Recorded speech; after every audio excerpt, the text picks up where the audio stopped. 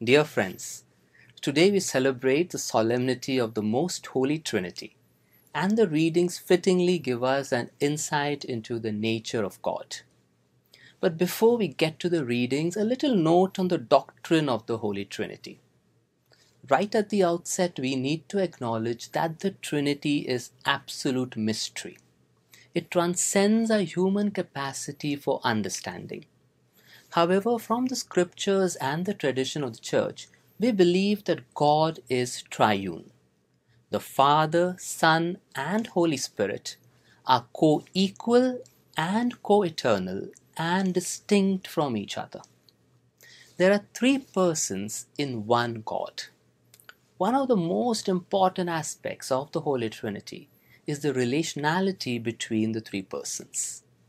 In the Trinitarian communion, there is complete equality.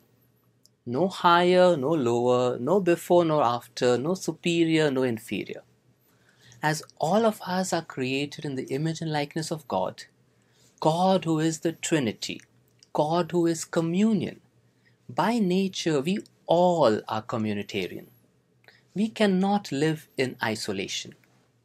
We are made to relate to people. The ultimate goal of the human person is to become more relational. In the world around us, we see exploitative and oppressive structures and systems. All caste, class, and gender discriminations are against the Trinitarian communion. Whenever we see division and disunity, be it at a home, society, or office, or even the country at large, we are challenged to restore communion. Let us now reflect on the readings of the day. When we think of God in the Old Testament, we generally imagine an old man with a long beard and one who is a strict punishing judge. However, this is an incorrect notion about God, and today's first reading gives us a more accurate description. In the first reading, taken from the book of Exodus, we have the narrative of the renewal of the covenant with Israel. Why renew, you might ask? Exodus chapter 19 onwards details the initial consecration of the people and the giving of the 10 Commandments and other laws to Moses. All seems to be going well till then. But when Moses gets delayed, the Israelites get impatient and start worshipping the golden calf. Moses comes back and, disgusted by what he sees, destroys the tablets. It is in this context that Moses again intercedes for the people of Israel, and God renews the covenant and the stone tablets are replaced. The Lord appears in the cloud, passes before Moses, and proclaims his character.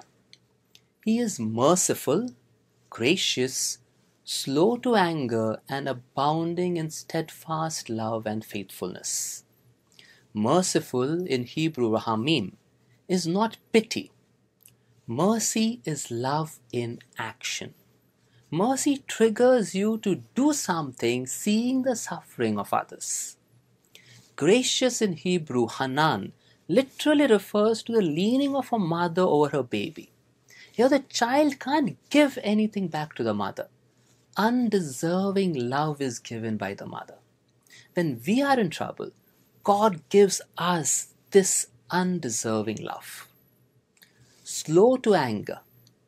Thankfully, God is not short-tempered and He is patient with us.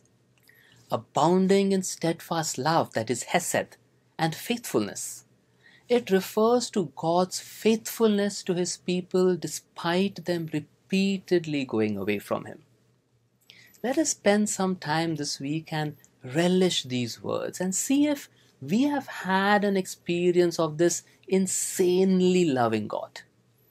How are you being invited to respond to God's love?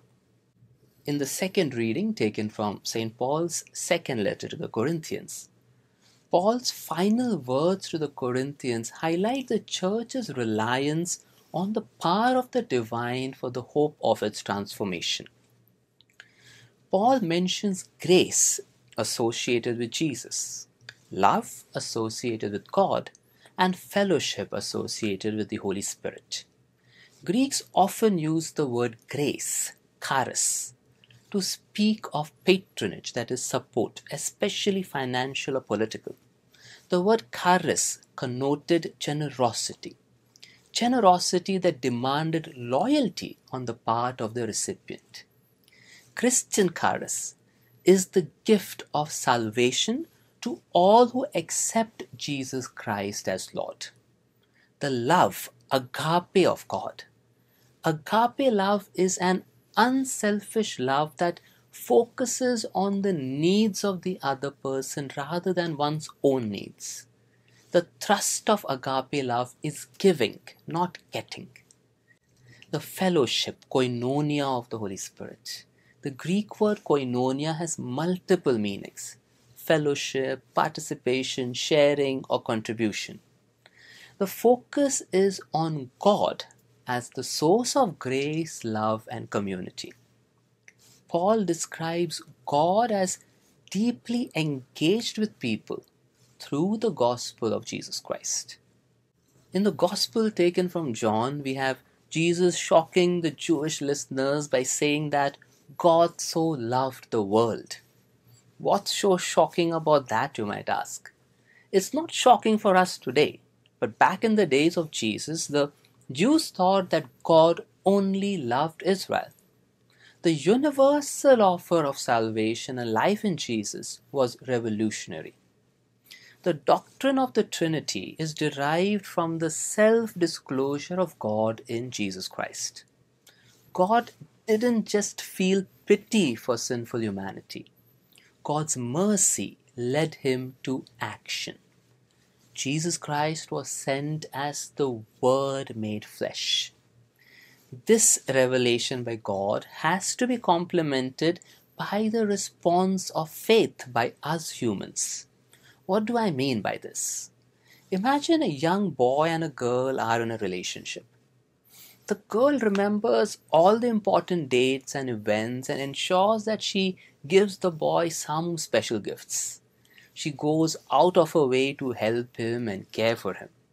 The boy, on the other hand, does none of this. He doesn't do anything special for her, neither does he appreciate or respect her.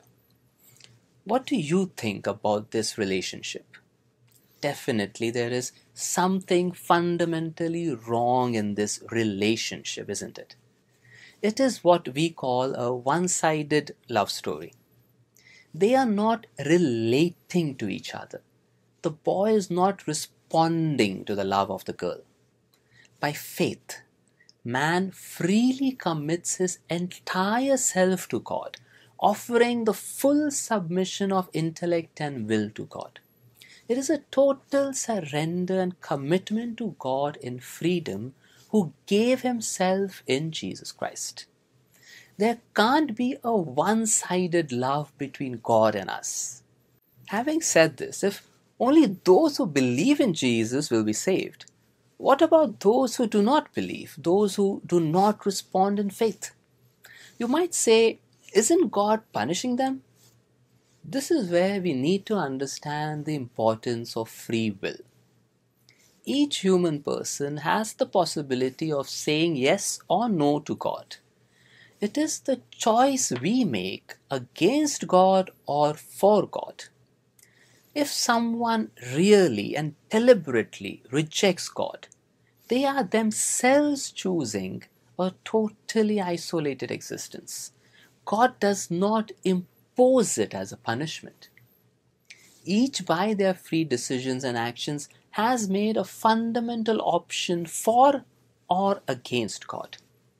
In this sense, judgment is already taking place in our response to Jesus each day. The Gospel of Matthew tells us that what counts in the end is feeding the hungry, giving water to the thirsty, clothing the naked, and visiting the sick. That is where judgment is taking place. On this solemnity of the Most Holy Trinity, let us reflect on the aspect of our relationality with others.